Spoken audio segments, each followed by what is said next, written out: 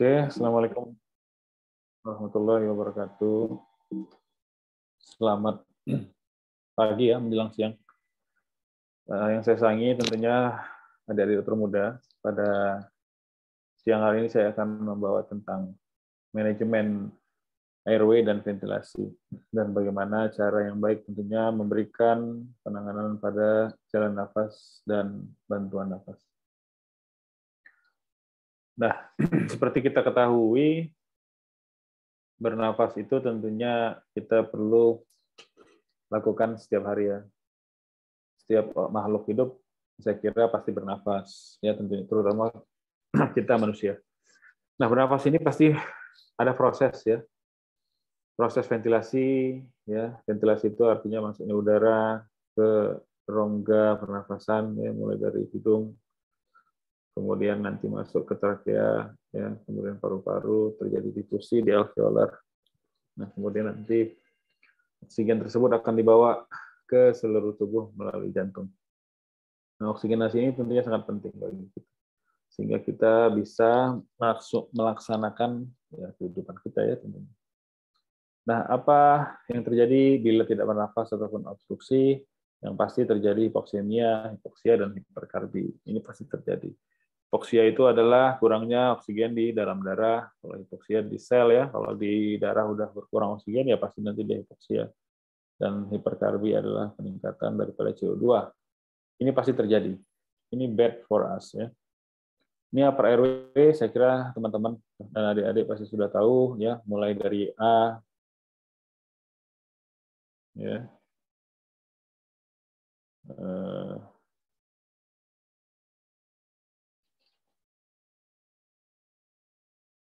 Oke ya, jadi ini mulai A ya, A epiglotis, mana A? Nih, ya epiglotis ya. Nah, sebenarnya kalau saluran napas tuh ada upper airway ya, ini upper airway ini. Mulai dari apa? Mulai dari nares ya, kemudian masuk nanti ke faring dan laring ya, ini daerah faring dan laring. Nah, tentunya dia masuk ke jalan nafas, ini jalan nafas ya.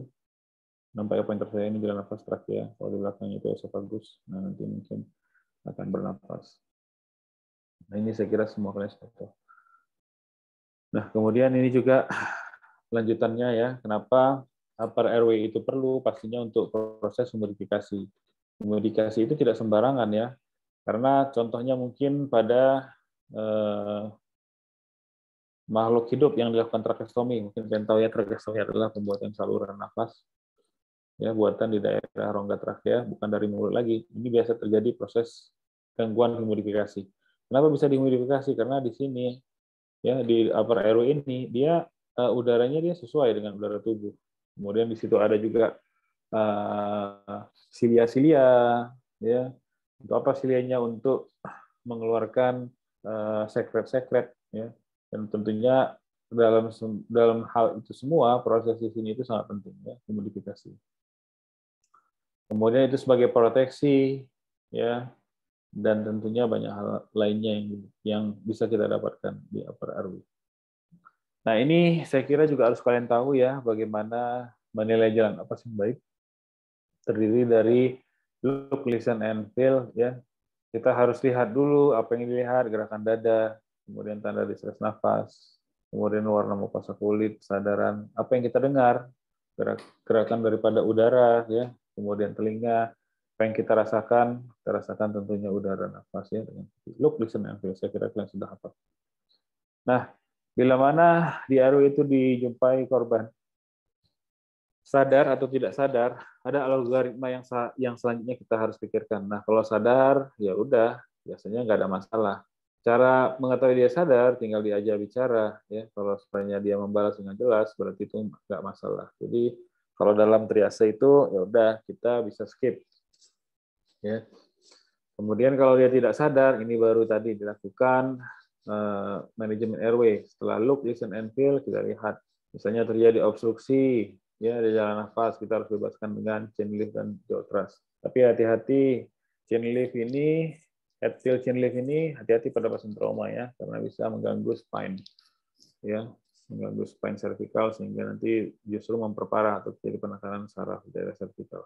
Nah, kalau dia ada nafas, kita lihat nafasnya cukup atau tidak. Nah, kalau tidak ada nafas, maka harus diberikan bantuan nafas. Ya, kita harus belajar BHD. Saya kira semuanya harus tahu BHD. Nah, kalau ada nafas, hati-hati, jangan senang dulu. Bisa aja ada suara tambahan seperti snoring ataupun gargling. Nah, ini harus diatasi. Kalau dia ada snoring, tadi bisa dilakukan manajemen RW ya, head-to-chin trust, tergantung ya. Dan kalau misalnya ada gargling, bisa dilakukan suctioning. Ya, kalau ada crowing, hati-hati bisa dikarenakan karena asma ya, atau ada benda ya, benda asing di dalam rongga. Nah, ini kalau kita lihat gambar ya, ini kemungkinan terjadi trauma ya, sepertinya ada trauma head injury atau trauma blunt. Oleh karenanya biasa dipasang collar brace untuk imobilisasi daripada daerah leher. Nah, ini bisa kita lakukan seperti tadi ya, ajak bicara. Kalau dia bisa, berarti kemungkinan besar RW-nya clear. Tapi hati-hati, kita lihat apakah ada suara tambahan atau tidak. Nah, bisa kita berikan oksigen, ya tergantung bisa nasal kanul atau simple mask.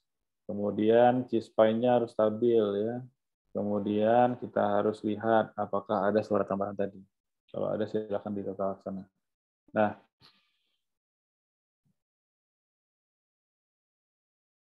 untuk obstruksi, ya kalian harus tahu snoring, gargling, crowing. Tadi sudah saya beritahu, snoring adalah terjadinya jatuhnya pangkal lidah sehingga mendengkur.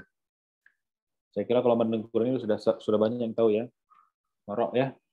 Nah kalau gargling ada cairan harus suctioning, ya. Kalau ada crowing biasanya hati-hati, bisa ada edema, corpuscularium dan hal yang lain, sehingga harus dilakukan tindakan.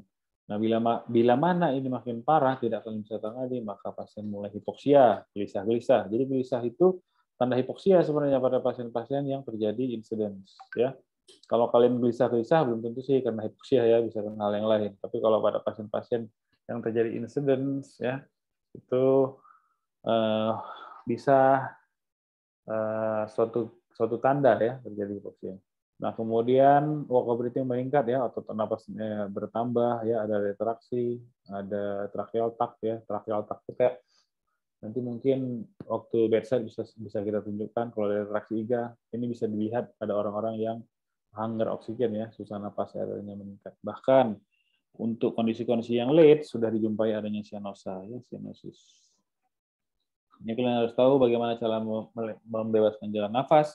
Ada pakai alat ataupun ada yang tidak pakai alat. Tidak pakai alat bisa Jotras Chinlift, Jotras. Kalau pakai alat bisa orofaring, nasofaring, dan MLA. Ataupun kalau kalian bisa intubasi, dan memang harusnya kalian bisa intubasi, kalian bisa melakukan tindakan intubasi pada pasien. Kemudian kalian harus lakukan suctioning, seperti saya bilang tadi, kalau ada gargling. Dan kalau ada sumbatan di plika vokalis, kalian harus melakukan cricotiroidectomy. Ada yang tahu cricotiroidectomy? Ada yang tahu? Sini banyak nih, ada hampir 80. Ada yang tahu cricotiroidectomy?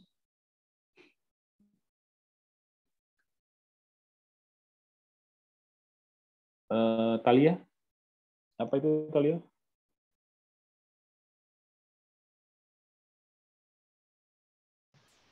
Izin Dok, izin menjawab Dok. Mungkin memasang itu tuba di bagian tiroidnya Dok. Ya, memasang suatu saluran ya, bisa pakai avokat, biasanya pakai avokat ya, avokat dipasang di daerah krikoid. Tahu daerah krikoid?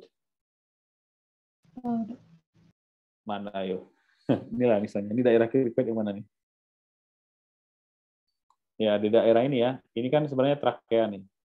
Nah, di daerah trakea ini nanti ada sebenarnya kalau dia cowok ada jangkun. Jangkunnya itu nanti di daerah jangkun itu di tengah-tengah ya. Nanti bisa dipuncture sehingga nanti bisa masuk ke dalam trakea sehingga dia bisa bernafas. Karena apa bilang?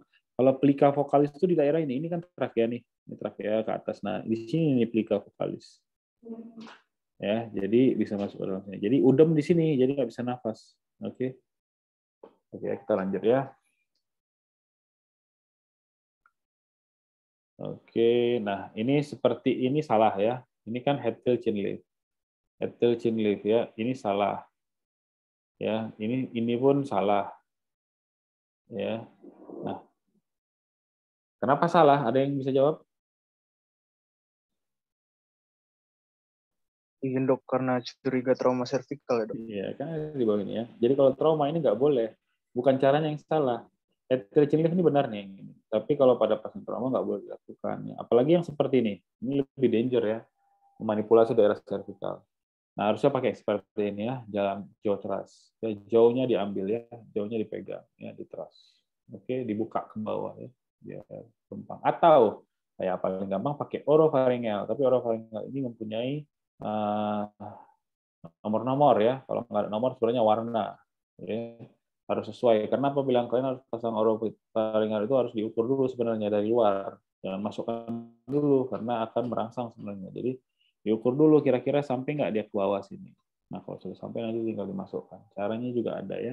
Nah, ini cara mengukurnya ya. Dari samping ini cara mengukurnya. Diukur dari samping. Nah, kalau ini sesuai, tinggal dipasang. Caranya kayak mana? Caranya diputer ya, masukkan dulu sebagian sampai mentok, kemudian baru diputer. Kan beda nih, ya. Ini posisi sama yang ini. Ya, jangan salah. Nah, atau kalau nggak ada nasopharyngeal, oropharyngeal, ya bisa pakai naso. Ini naso. Nanti dari hidung kalau yang ini. Kalau ini kan oro, dari oral. Ya. Nah, kalau dia pakai naso, ya cara menghitungnya bagaimana? Cara menghitungnya pakai telunjuk ini jari. Ya, jadi kalau nih, kayaknya ini ya. Ini kan yang cukup kan segini. Kalau yang ini pun masih bisa. Nah, itu tinggal dipasang. Cara masangnya gimana? Ya, jadi diputer ya. Putar-putar masuk. Nah, ini dijadikan, kemudian diikuti, agak sedikit diekstensikan ke kepalanya, kemudian dimasukkan pelan-pelan. Atau kalau kalian jago ya, sudah belajar lewat anestesi, biasanya sudah melakukan intubasi ya. Tapi ini pasang dulu. Ini kan gampang sebenarnya kan, pasangnya pelan-pelan, kayak mau intubasi juga, tapi bedanya ditaruh di hidung kalau intubasi di mulut. Nah, apa kekurangannya? Hati-hati pemasangannya atau manipulasi daerah naso ya bisa terjadi basis kranii ya, karena pada pasien-pasien yang trauma ya kita kan nggak tahu udah mana apakah dia sudah ada yang patah, sehingga nanti bisa waktu didorong ini yang didorong dorong tek masuk ke sinus dorong tek tapi udah di otak. Pernah nggak? Ya pernah ada memang, makanya harus hati-hati, tapi jarang terjadi ya. Jangan pula gara-gara ini kalian jadi takut ya. Kalau pasangnya pelan-pelan pakai jeli nggak ada masalah. Nah, ini cara melindungi leher tadi ya. Ini pergerakan. Saya kira kalian sudah tahu ya. Jadi harus inline dipasang, ngangkatnya juga harus inline, lihat nih ngangkatnya. Ya, dipegang bahunya, kepalanya dikepit, diangkat. Inline deh, jangan bergerak, immobile. Baru dimasukkan, udah dimasukkan baru ditutup ya. Nah, ini nanti dibungkus gini, waktu ngangkatnya jangan pula nggak inline. Inline itu artinya nggak ada pergerakan, dipegang ininya, dipegang kepalanya pakai tangan tadi yang seperti ini. Oke, nah seperti ini tuh. Inline, jangan ada pergerakan, manipulasi pada daerah. Nah, ini pengelolaan jalan nafas ya pada tingkat lanjut. Inilah intubasi, krikotirotomi atau LMA. Ini penting, paling gampang sebenarnya LMA. MLA itu tinggal masukin doang, nggak bisa dibeng-bengin. Nah, tinggal nunggu dokter anestesinya datang, atau kalian bisa intubasi kalian yang lakukan dengan intubasi langsung. Ya. Nah, jadi kalaulah sudah pasang gudel ataupun sudah pasang nasofaringeal, tapi masih ada kendala, contoh breathing-nya makin cepat, ya.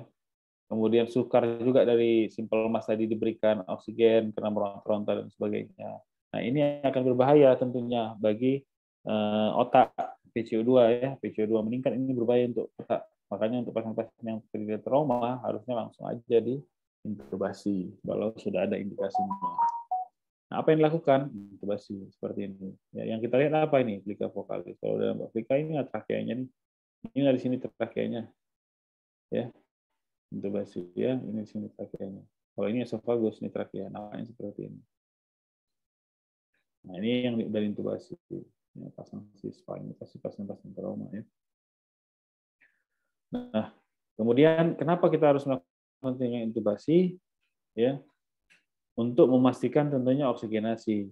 Tapi akan ada risiko-risiko juga yang bisa terjadi. Apa risikonya? Bisa terjadi hipoksia ataupun spasma, tekanan darahnya naik, aritmi, bradikardi, tekanan intrakranial meningkat, bahkan ada kemungkinan terjadi pergerakan waktu dilakukan tindakan intubasi.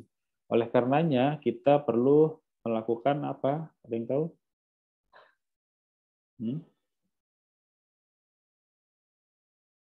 Ya dong. Anyone? Agustina? Tahu, Dok. Belum tahu ya. Tunggu.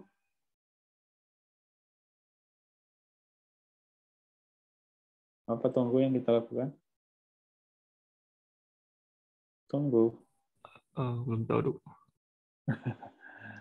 Boleh nggak kalian buka kameranya? Saya juga mau lihat kalian loh. Saya udah buka kamera sih, cuma nggak nampak. Rusak kamera saya.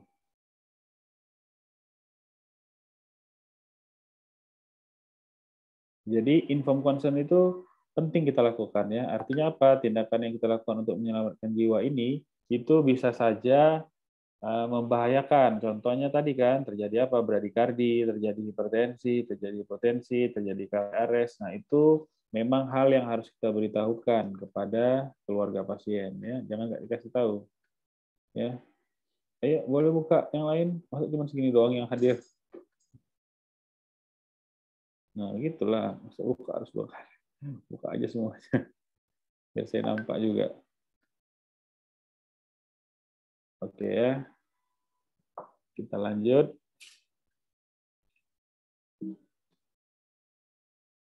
Nah, bagaimana cara mempermudah kita melakukan tindakan intubasi? Tentu kita perlu obat-obatan, obat-obat anestesi. Seperti apa? Ada yang tahu obat-obat anestesi yang dibutuhkan?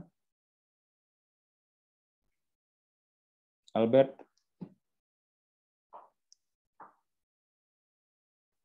Iya, Dok. Apa, Bet?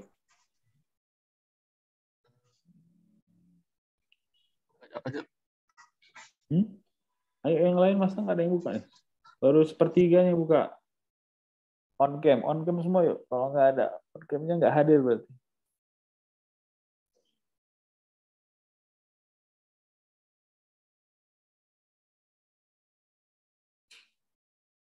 Ada yang tahu obat anestesi?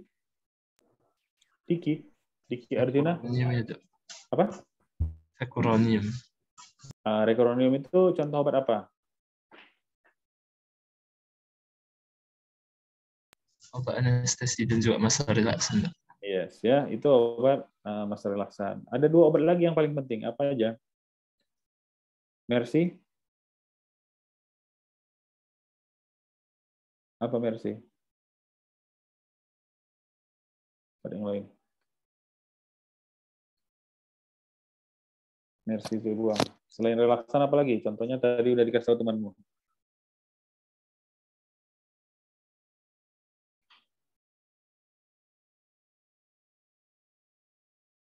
Az-Zahra, Sekar? Iya, Dok. Obat apa lagi? Anestesinya ya, Dok. Lidocaine. Ya, tapi nggak dipakai ya. Dia itu ada trias anestesi. Trias anestesi itu apa aja? Ada yang tahu? Deborah?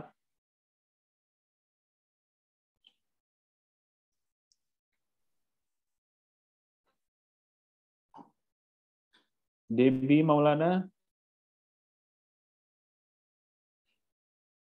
Debbie? Iya, hadir, Dok. Nah, dari tadi kenapa? On kan kenapa? Apa trias anestesi, Deb?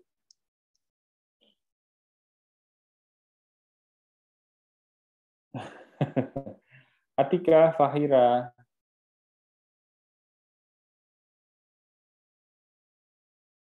Iya, Dok. Apa Atika?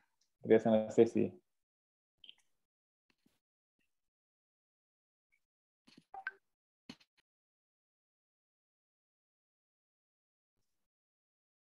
Boleh on cam, Atika.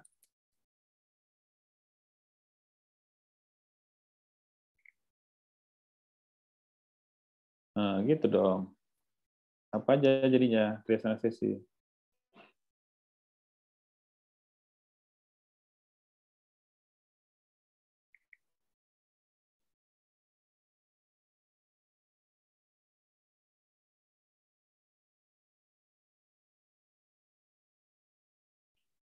Nathaniel.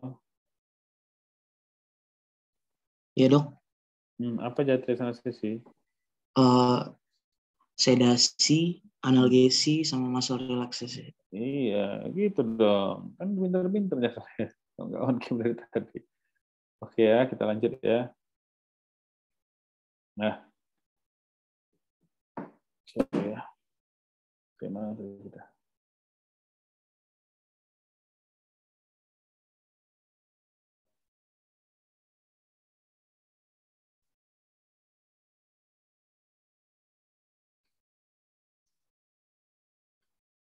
Nah, ini udah ya.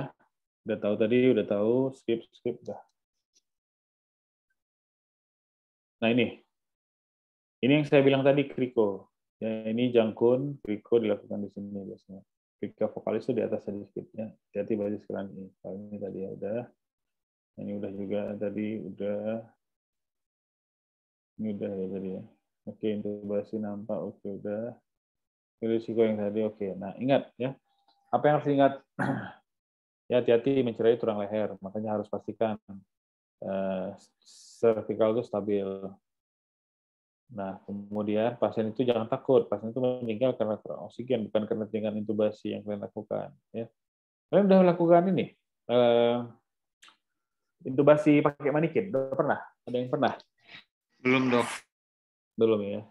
Nah, nanti itu kalian pasti diajarin bagaimana cara menyiapkan alat obat. Dan tentunya info konstan dan risiko. Dan kalau kewalahan juga nanti pasti dikasih tahu. Nah, kemudian pasien yang hipoksia atau trauma kejang, ya hati-hati. Ya, jangan terlalu memaksa karena bisa meningkatkan TIK ataupun bisa menyebabkan herniasi otak. Ini sangat berbahaya ya. Nah, ini yang paling gampang nih. LMA. Ada yang tahu panjangan LMA?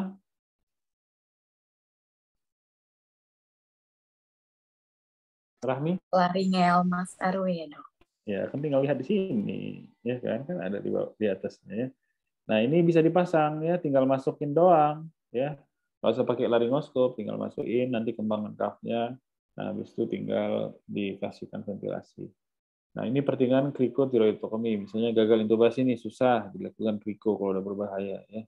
Ataupun tidak dapat diberikan bantuan melalui mulut ya, mulut hidung. Nah, ini biasa orang terjadi obstruksi total. Mungkin kalian sudah pernah lihat. Yang Heimlich ya, di TV-TV kan banyak Heimlich ya. Nonton Baywatch kan ada Heimlich tuh. Pasti ingat tuh. Lagi cowok-cowok ya. Nah, Heimlich seperti itu ya harusnya kalau dia gagal Heimlich ya harus kriko supaya ada oksigen yang masuk ya. Nah, ini yang saya bilang tadi kriko. Nah, ini jangkun. Di bawah jangkun tuh ada membran sebenarnya. Inilah yang kita tusuk sama abokat berapa? Ada yang tahu abokat berapa ditusukkan pada kriko?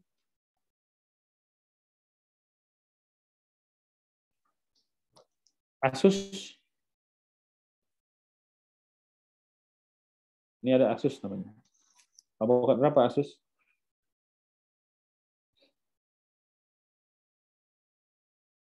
Nggak ada orangnya Asus. Asus. Kosong ya, berarti nggak hadir ya. Anzali. Kurang tahu, Dok. Oh ya, syukurlah langsung kamu nggak tahu ya. Aina.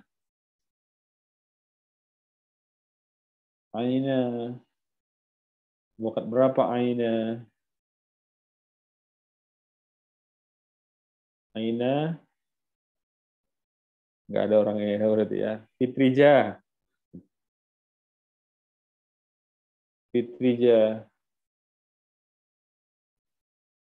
Nggak ada juga orang.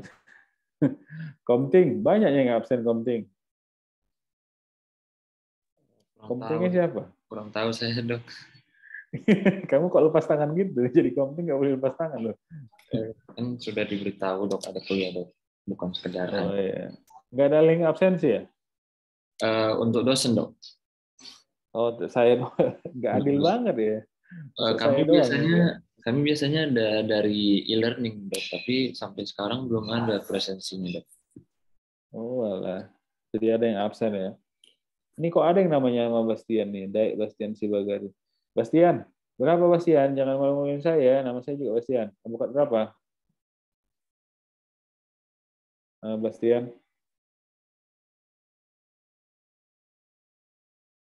Bastian. 22. Nomor berapa? 22. 22 ya. Setuju. Muhammad Fakhrul ya, ada Muhammad Fakhrul. Oh, udah buka nih. Beberapa udah datang. Oppo. Ini ada Oppo di sini. Ini namanya Oppo ya? Ada namanya Oppo, ada namanya Asus. Berarti itu namanya ya? Hah? Setuju, Dok. Setuju ya? Setuju. Oke, Farul setuju. Avokat 22 itu warna apa, Farul?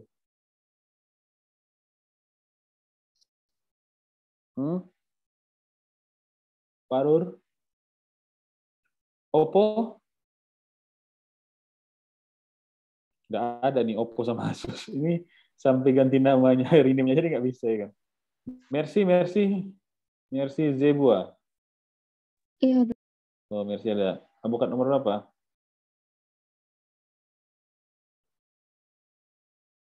Aku kurang tahu, Dok. Oke. Ada yang tahu? Izin dokter nomor 16 ya, Dok. Ya, jadi bisa nomor 16, bisa nomor 14. Jadi cari avokat yang paling besar. Kalau warnanya apa, yo 16? Warna apa? Nah, saya kasih opsionalnya ya. Warnanya kuning, atau warnanya biru, atau warnanya merah. Ayo, warnanya apa? 16 bukan abu ya, dokter? Kok tahu kamu ya? Berarti kamu sudah pernah melihatnya ya. Tidak bisa dijebak ternyata kamu ya. Siapa, Dik, nama kamu, Dik? Anastasia, dokter. Anastasia ya. Oke ya, good ya. Jadi harus tahu warnanya. Kalau nggak nanti kena ditokohin ya. Kita lanjut ya.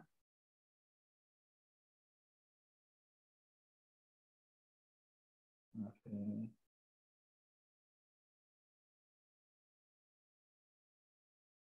Nah ini ya.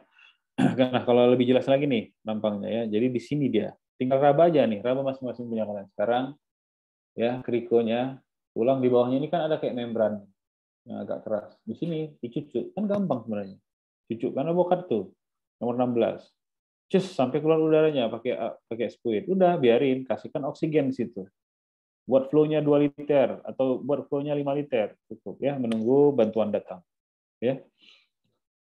Nah, kemudian RW assessment ini penting waktu kalian melakukan tindakan di daerah RW. Itu apa? Untuk melihat apakah ini bisa intubasi, apakah ada trauma, ada fraktur. Kalau fraktur mandibula misalnya nggak bisa buka mulut kan cilaka kan, nggak bisa dibuka.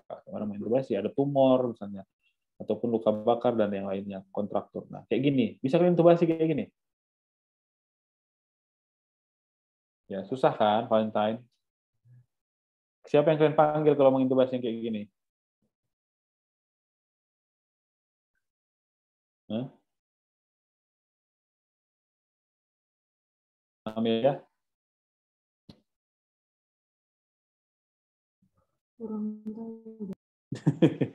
Ya panggil aja lah, dokter anestesi. Siapa lagi ya kan? Atau panggil ya yang kalian rasa bisa berkompeten lah menangani ini. Ini berat ya. Entah dari mana intubasinya. Ya mungkin untung dia masih bisa nafas, tapi nafasnya pun nanti dari sini tuh nafasnya. Ya. Bahaya kan? Kalian aja lari duluan saya kira ya, kalau lihat gitu. Ya, Mel. Oke ya.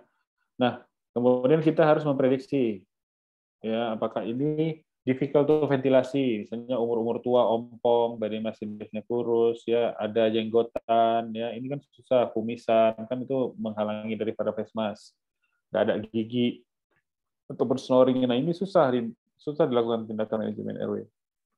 Nah tekniknya gimana face mask? Setelah kita tempelkan face mask yang sesuai, kemudian kita bentuk C-clamp. C-clamp itu bentuk C. Nanti waktu bisa ditunjukkan. Nah, kemudian di chin lift atau di jotra supaya airway-nya terbuka yang obstruksi. Kemudian tinggal di pumping ya. Oke, jadi C-clamp namanya ya. Nah, berikan aja ventilasi sedapatnya, jangan semangat kali ya, straight ya. Biasa aja ikuti nafas per 3 detik atau 4 detik ya. Oke ya, kemudian tekanan positif kan diberikan untuk dalam pakai ambu bag ya tentunya. Nah, kalaupun susah nanti kalian bisa pakai oro ataupun naso, sehingga udah pasti nggak usah lagi pakai jauh terus ya, chin lift dan sebagainya. Kalau udah pakai budel biasanya masuk dia, dengan ekstensi aja dikit ya.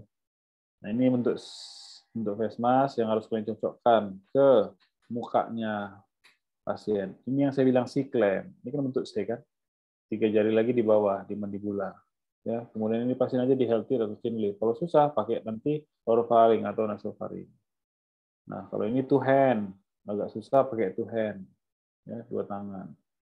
Nah, waktu intubasi, inilah namanya, ada yang tahu nama posisi ini?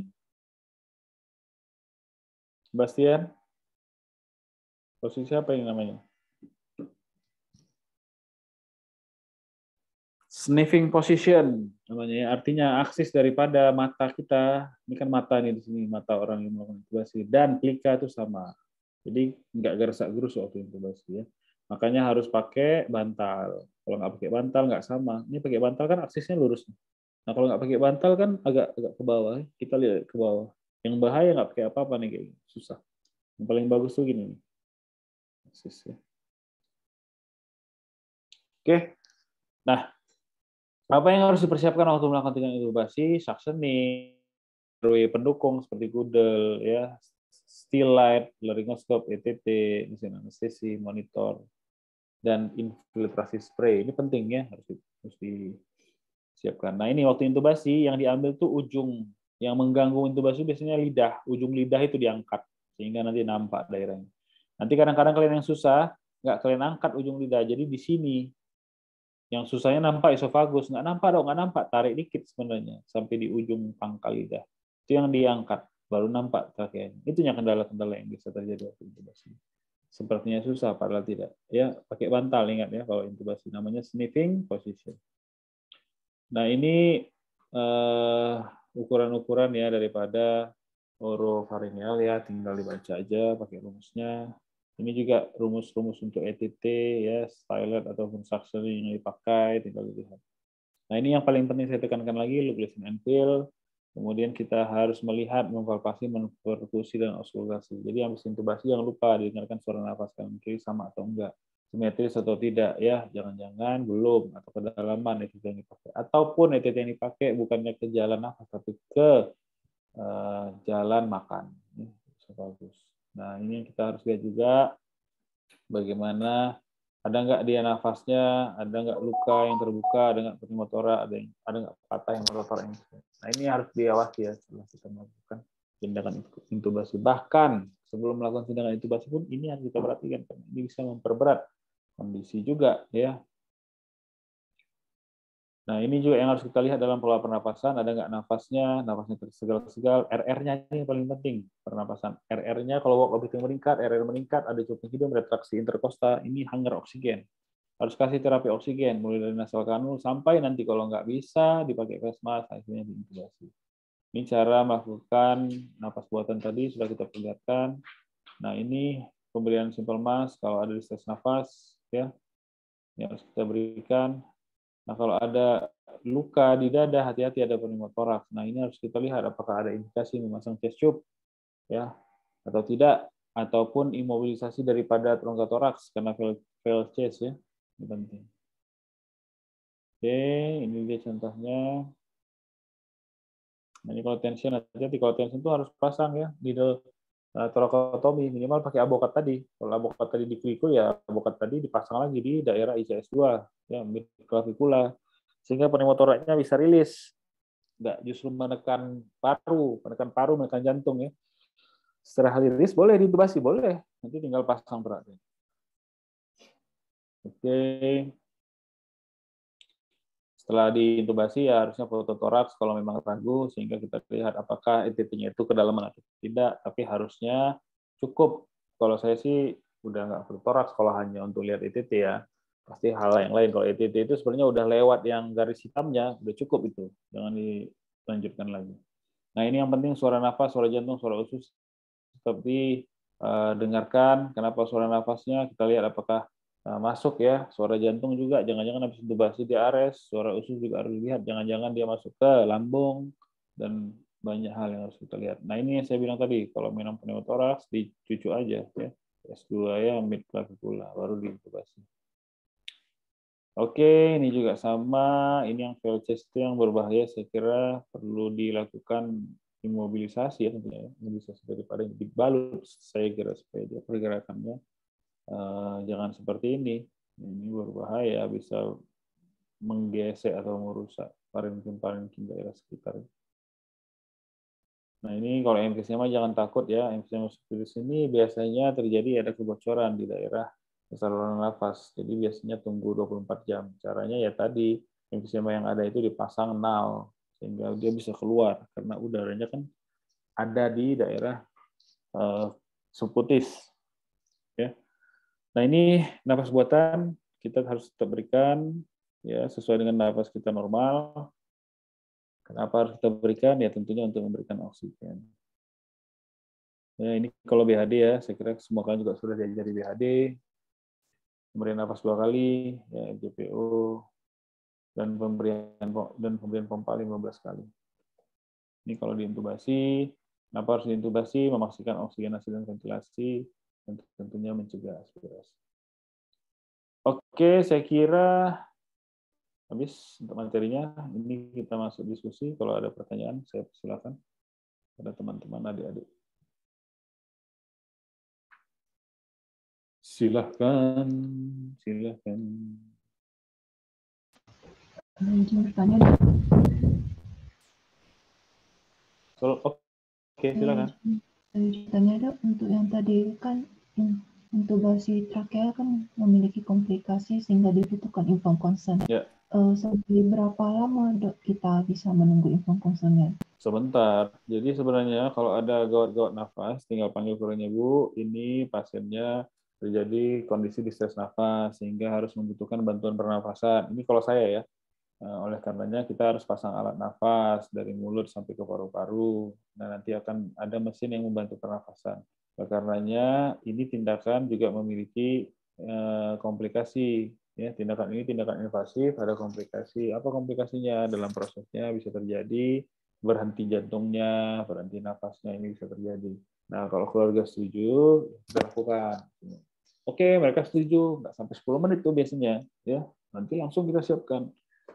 Intubasi. Jadi ada timnya sebenarnya ya.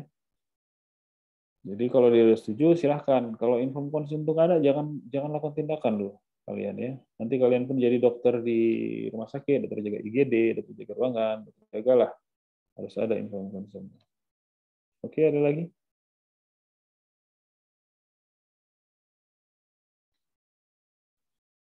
Izin bertanya dokter. Silahkan. Untuk anestesi itu apakah boleh dilakukan sama dokter umum dok untuk jika mau memasang intubasi itu sendiri? Boleh. Dan biasanya ya. Jadi saya itu ada dokter muda di rumah sakit, dokter ICU. Nah, dokter ICU saya itu intubasi, iya. Mereka melakukan tindakan intubasi. Mereka memberikan obat anestesi, iya. Ya, jadi saya kasih tahu, yaudah nanti intubasinya pakai misalnya propofol, kasih kamu sesuai berat badan sekian. Kalau misalnya kami kurang nampak, bisa lakukan tindakan juga. Nah, jadi sebenarnya udah intubasi itu bukan milik anestesi loh. Intubasi itu sebenarnya milik dokter umum. Dan dokter, bukan milik dokter umum ya, dokter-dokter yang berkompetensi. Nah, kalian berkompetensi itu, berkompetensi kan ada di KDI kan? Ada di standar kompetensi kalian melakukan tindakan intubasi. Makanya kalian diajarkan di OSCE, diajarkan nanti di bedside sini juga harusnya. Ya. Jadi waktu kalian luarannya adalah kalian bisa melakukan intubasi. Ya, jadi harus belajar ya. Oke. Izin follow up question dok. Kalau untuk anestesinya sendiri obatnya nanti ditentukan sama dokter anestesinya atau kita bagaimana cara menentukan obat anestesi yang ingin digunakan dok? Nah, Trias analisis itu kan tadi sedasi, relaksasi, dan analgetik. Harusnya pakai ketiganya. Ada kalanya juga untuk pasien-pasien ataupun kondisi yang kritis nggak mesti tiga-tiganya. Cukup dua, contoh sedasi dan analgetik. Nah, biasanya ini kan diskusi sama dokter yang, kalau di rumah sakit itu pasti ada dokter anestesi, diskusi aja sama beliau, bagaimana nih dok, gini. Ya kalian tinggal ikuti arahan. Gitu. Nah, kalau untuk kondisi-kondisi yang emergensi, ya setelah sudah mau intubasi, saya kira lakukan aja dulu tindakan, baru nanti telepon kalau butuh izin. Yang emergensi kan bisa ditunda. Nah, kalau untuk obat yang masuk, saya kira silahkan diskusi. Nah, kalau kalian sudah sering diskusi, saya kira kan nggak mesti berulang-ulang diskusinya. Udah tahunya kalian maunya kayak mana, dokter anestesinya. Nah, kalau kalian ada kesusahan dalam melakukan tindakan intubasi, diskusi sama dia, mana tahu ada arahan. Contoh, misalnya, silakan dosisnya dinaikkan atau silakan pakai obat ini ditambah dengan ini, ya nggak apa-apa, kan kalian yang melakukan, kalian pasti tahu tuh mana yang enak untuk kalian. Yang enak untuk kalian belum tentu enak juga buat dokter anestesinya kan, orang dokter anestesi masih jauh. Ada lagi? Baik, terima kasih dokter. Sama-sama.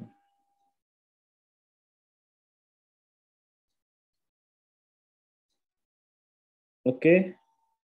Ini memang ada nggak orangnya nih? Si Muhammad, Mercy, Mikael, Kurnia. Buka dong. Buka aja. Saya cuma mau tahu siapa yang nggak hadir. Si Oppo sama si Asus. Si Asus tadi udah berubah namanya ya? Oppo ini memang nggak ada nih kayaknya. Cindy ada? Cindy. Iya dok. Non-cam dong. Yosi? Yosi? Indra? Novi? Oh ini Asus tadi. Yang Asus mana? Udah ganti nama ya dia? Aina? Oh yaudah. Nanti Komting kasih tahu nih, verifikasi ya, Oppo, Novienta, Aina ini. Ada nggak orangnya ya? Ya, oke, ada lagi pertanyaan? Kalau nggak ada, ya udah kita sudahi.